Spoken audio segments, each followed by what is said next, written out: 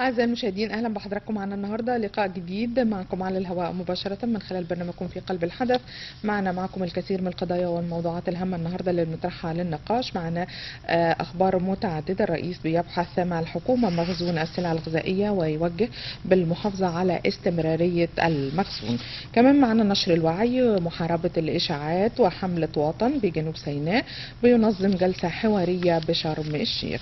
معنا كمان محافظ جنوب سيناء بيتفقد أعمال بنادي شرم الشيخ الدولي للفنون وبيشيد بالأعمال الفنية، وبيقرر إقامة البنالي سنويا على أرض مدينة شرم الشيخ. خلونا بنروح مع حضراتكم بمحافظة السويس وصالون سياسي بمحافظة السويس ضمن أجندة الحوار الوطني، وفي إطار طبعا التفاعل مع قضايا المجتمع سواء داخليا أو خارجيا. ووفق ما يشهده العالم من صراعات باتت مؤثرة على مختلف الشعوب، وتفاعلت الأحزاب السياسية مع تلك الأحداث، حيث أقيم صالون سياسي لحزب حماة وطن. خلونا ناخد تفاصيل أكثر. بينضم معنا الأستاذ طارق متولي أمين حزب حماة وطن بمحافظة السويس. برحب بيك يا أستاذ طارق، أهلا وسهلا بيك. اهلا وسهلا بحضرتك اهلا وسهلا بحضرتك. يا ريت تدينا تفاصيل عن الصالون السياسي لحزب حماة وطن، ومين النخبة اللي شاركت فيه، ودار الحوار على ايه، او تضمن الصالون ايه؟ والله ممتاز. الحاجات الجريمه اللي بيمر بها العالم طبعا من مصر العربيه ومصر كمان عن الموضوع، حابين احنا نشرك الناس معانا في حاجات الجريمه في العالم كله. فعملنا ما يسمى منتدى السياسه ومنتدى الصالون الثقافي.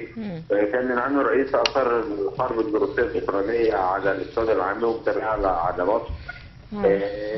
اجتماع الناس اللي عظام حضروا معانا، احنا كان معانا السيد العميد محمود محي الدين خبير الاستراتيجي، دكتور جمال سلامه عميد كليه الاقتصاد والعلوم السياسيه، كان معانا الدكتور محمد حمزه، كان معانا الدكتور منجي علي ده خبير في الامم المتحده ووزير في وزاره الخارجيه. الناس كلها تناولوا الموضوع بشكل يعني بسيط عشان نوصل لحضرتك مدى المعاناه دي عن نتيجه الحرب الروسيه الاوكرانيه. حبينا نسلك التداعيات الموجوده واللي اثرت على العالم ووزاره الضغط بالدفع على الاقتصاد المصري والحاله الاقتصاديه. وانا الحمد لله ان كان شايف اغلب الحضور او يعني النسبه كبيره من الحضور كان من شباب حضر الصالون الثقافي، وانا كان حابب الموضوع ده كلهم. البرامج دي موجوده عندهم مشاركين معانا في الاحداث، وبعدين خلصنا العرض مباشر الموضوع وفتحنا باب المناقشه والحديث بين الساده الحضور والحاضرين، وكانت اسئله مغلقه. بس اعتقد احنا يعني وصلنا لحد معقول ومقبول من توضيح الرؤيه في الاحداث الجاريه دي. طيب استاذ طارق، شايف دور الاحزاب السياسيه من خلال طبعا الاحداث اللي سواء بيمر بها العالم او بتمر بها مصر، او تاثير ده على موقع طبعا مصر المحوري والمتميز وليها ثقلها؟ هل شايف ان فعلا بالفعل ده دور الاحزاب السياسيه ان هي تتفاعل مع مثل هذه الاحداث؟ يا فندم، ما كانتش الاحزاب السياسيه تتفاعل في مثل هذه الاوقات. هيبقى دورها ايه؟ المفروض الاحزاب كلها موجوده بتمثل شريحه كبيره من المجتمع. الاحزاب دي المفروض ان عندها رؤيه سياسيه، الاحزاب دي موجوده، وانا كان حزب حماة وطن عندنا رؤيه بشكل كامل للاحداث، وعندنا مجموعه حلول احنا لدينا في ان شاء الله في جلسه الحواريه النهائيه. بس مجرد حضرتك موجود انك بتتفاعل مع الناس ومشاركه الناس في الرؤيه ومشاركه الناس في الاحداث ومشاركه الناس انك ايه اللي بيدور حواليها، اعتقد ده برضه ده نوع من انواع يعني الاطمئنان شويه للاحداث. الناس كلها نقص المعلومات اللي عندها اللي كان موجود، خوفا من المستقبل، المعاناه اللي بيمر بها العالم طبعا من الظهور مع مصر النهارده. هو ده دور اساس الاحداث يا فندم. يمكن دايما انا بسال السؤال ده ليه؟ لان يمكن من فتره ما كناش بنشوف دور الاحزاب في مثل هذه الاحداث، او يتفاعلوا او يكون في حوار او نقاش لمثل هذه القضايا المؤثره على مجتمعنا وعلى العالم كله. دلوقتي اصبح في دور كبير جدا للاحزاب، يعني ده في اطار طبعا الحوار الوطني اللي امر به السيد الرئيس عبد الفتاح السيسي، ومؤتمر المناخ كان فيه برضه تفاعل كبير من الاحزاب، اصبح لهم دور كبير جدا. لا احنا حتى مؤتمر المناخ احنا كان الحمد لله ليا صله وتمثيل فيه. كان عندنا الاستاذ الدكتور محمد حمزه امين سي عندنا كان حاضر في المجتمع الجامعات المصريه، وكان لغايه البحث وكان ليه قبول. احنا كان برضه كان حزب حماة وطن في السلسله كنا عاملين مباراه ما يخص فيها عندنا عملنا مجموعه مكاتبات وتلوث، قدمنا مجموعه من الحلول انا عايز اقول لحضرتك ان الدور اللي حضرتك دي لا تقتصر على تقديم الجانب الاجتماعي او الجانب الانساني، ده هو يعني في اصيل اللي حضرتك فيها الرؤيه السياسيه المطروحه عليها، الرؤيه السياسيه اللي تتعامل مخالف مسؤوليه تشاركها مع المواطنين. وهو ده الدور الاساسي يا فندم. اعتقد في الفتره دي لازم تكون الاحزاب موجوده بقوه مع المواطن المصري بصفه خاصه، توضيح الامور الخارجيه الداخليه، نحط له رؤيه. برضه دور الاحزاب السياسيه نقل معاناه المواطن، كان عنده مواطن عنده مشاكل، هو لازم نحصل نوع من انواع التفاعل مع الجميع في الاحداث دي كلها. احنا في ازمه، والازمه دي محنه سبب بس هي ازمه عالميه واصلا امتدت العالم ولنا تتغير.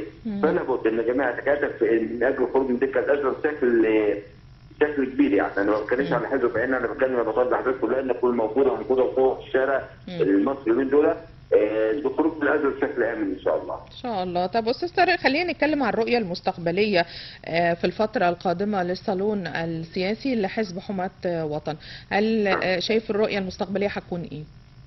احنا بالنسبه لنا حماة وطن وفي الصيف الراجل تحديدا كنت لسه عاملين اجتماع قريب. احنا هدفنا جاي عقد مجموعه من القنوات الاقتصاديه والسياسيه والاجتماعيه.